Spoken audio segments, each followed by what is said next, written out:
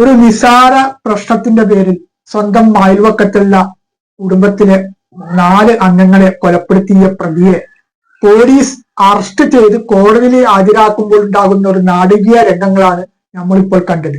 അവിടുത്തെ ജനങ്ങളുടെ പ്രതിഷേധം, അതായത് കുറ്റവാളികൾക്കെതിരെ ജനങ്ങളുടെ പ്രതിഷേധം എത്രത്തോളം ഉണ്ടെന്നുള്ളതിന്റെ ഏറ്റവും വലിയൊരു വീഡിയോ ആണിത്. ഇവിടെ ഈ വീഡിയോ കണ്ടപ്പോഴാണ് സത്യത്തിൽ ഒരു കാര്യം മനസ്സിൽ ഒരു സംശയം എന്ന് നിങ്ങൾക്കും ഉണ്ടാകാം ആ സംശയം. ഈ പ്രതി ഇതിനു മുമ്പും പല രീതിയിലുള്ള പല സംഭവങ്ങളും ആ ചുറ്റുവട്ടത്തിൽ നടത്തിയതായിട്ടാണ് വാർത്തയിൽ കൂടി അറിയാൻ കഴിയുന്നത്. ഒരു സ്ത്രീയും ആ സ്ത്രീയുടെ ഭർത്താവും ഈ പ്രതിയെ കുറിച്ചിട്ട് അവർ നേരിടേണ്ട ബുദ്ധിമുട്ടുകളെ കുറിച്ചിട്ട് ആ പ്രതിയിൽ നിന്ന് അവർ നേരിടേണ്ട ബുദ്ധിമുട്ടുകളെ കുറിച്ചിട്ട് പറയുന്ന കാര്യം നമ്മളെല്ലാവരും കണ്ടതാണ്.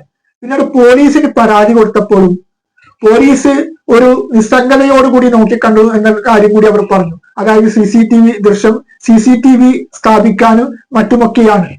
ഇവിടെ ഈ പ്രതിഷേധം മറ്റുമൊക്കെ ചെയ്യുന്നവർ, ഞാൻ നേരത്തെ സൂചിപ്പിച്ചതുപോലെ സംശയം എന്നുള്ള കാര്യം, ഇത്തരത്തിലൊരു പ്രതിഷേധം ഒക്കെ ചെയ്യുന്നവർ ഇതുപോലെയുള്ള ചമ്മാടികൾ നാട്ടിൽ വിളയാടുമ്പോൾ ഒരു 10 പേര് അല്ലെങ്കിൽ ഒരു 5 പേരെങ്കിലും സംഘടിച്ചിട്ട് അതിനെ എതിർത്തുമെങ്കിൽ ഈ 4 പേരുടെ ജീവൻ പോകുമായിരുന്നു.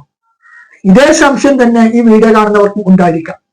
അതായത് ഈ പ്രതിഷേധമൊക്കെ ഈ കുറ്റവാളികളെ, അതായത് ഇതുപോലെ പോലീസ് സ്റ്റേഷനിലോ അല്ലെങ്കിൽ കോടതിയിലോ കൊണ്ടുപോകുന്ന സമയത്ത് ഈ രീതിയിൽ പ്രതിഷേധിച്ചത് കൊണ്ട് എന്താണ് കാര്യം?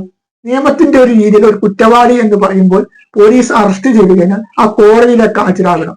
കോടതി എന്ത് ചെയ്യും? റിമാൻഡ് ചെയ്ത് കഴിഞ്ഞാൽ ഈ പ്രതി ഇതിനു മുമ്പ് 3 തവണ ജയിൽ ശിക്ഷ അനുഭവിച്ചിട്ടുള്ള പ്രതിയാണ്, കൊടും ക്രിമിനലാണ്.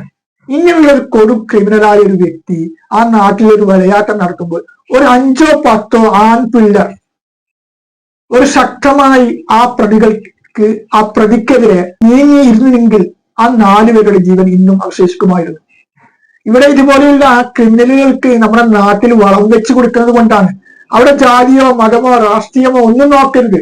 നമ്മുടെ നാട്ടിനെ അസമാധാനപ്പെടുത്തുന്ന, നമ്മുടെ നാട്ടിൽ സ്വസ്ഥതയില്ലാതെ പ്രതികൾ ആരായാലും ശരി, ആ നാട്ടിലുള്ള സാമൂഹിക പ്രതിബദ്ധതയുള്ള ചങ്കൂറ്റമുള്ള ആണക്കമുള്ള ചെറുപ്പക്കാർ രംഗത്ത് വരണം.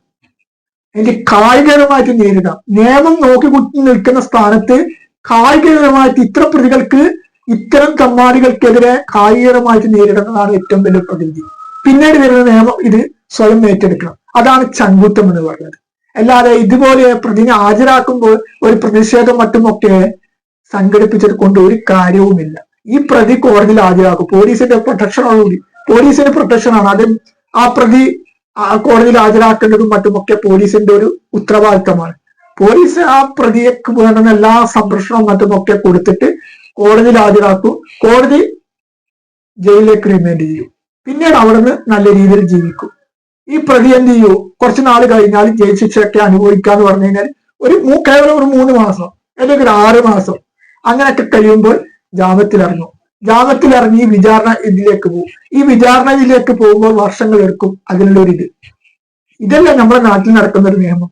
അതുകൊണ്ട് ഇതുപോലുള്ള പ്രതിഷേധം, അതായത് കുറ്റകൃത്യം ചെയ്ത പ്രതികൾക്കെതിരെ ഇതുപോലുള്ള പ്രതിഷേധം നടത്തുന്നതിന് മുമ്പ് തന്നെ നമ്മുടെ നാട്ടിൽ, നമ്മുടെ പരിസരത്ത് ഇതുപോലുള്ള കമ്മാടിത്തം കാണിക്കുന്ന, അത് ആരായാലും ശരി, അവർക്കൊരു മതത്തിന്റെ പിൻബലമോ അല്ലെങ്കിൽ രാഷ്ട്രീയത്തിന്റെ പിൻബലമോ അല്ലെങ്കിൽ മറ്റുള്ള രീതിയിലുള്ള ഒരു പിൻബലവും കൊടുക്കാതെ അവിടെ ജാതി മത രാഷ്ട്രീയങ്ങൾക്ക് അതീതമായി എല്ലാവരും സംഘടിപ്പിച്ചുകൊണ്ട് നല്ല ആണക്കമുള്ള, നല്ല ചെറുതായിട്ടുള്ള ആണക്കമുള്ള ഒരു 5 or 10 യുവാക്കൾ വന്നിട്ട് ഇത്തരം കമ്മാടികൾക്കെതിരെ ശക്തമായ പോരാട്ടം നടത്തുക. അപ്പോൾ നമ്മൾ നിയമം ഉണരും. അത് മാത്രമേ നമ്മുടെ മുമ്പിൽ രക്ഷയുള്ളൂ. ഇന്ന് ലഹരി എന്ന് പറയുന്നത് വലിയൊരു സാമൂഹിക വിപത്തായിട്ട് മാറിയിരിക്കുകയാണ്.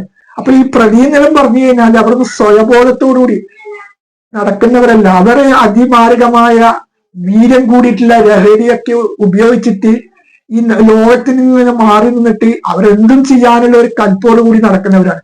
അപ്പൊ ഇതുപോലെയുള്ള തമ്മാടികളെ അത് നമ്മൾ കണ്ടില്ല കേട്ടില്ല നടിക്കാൻ പാടില്ല.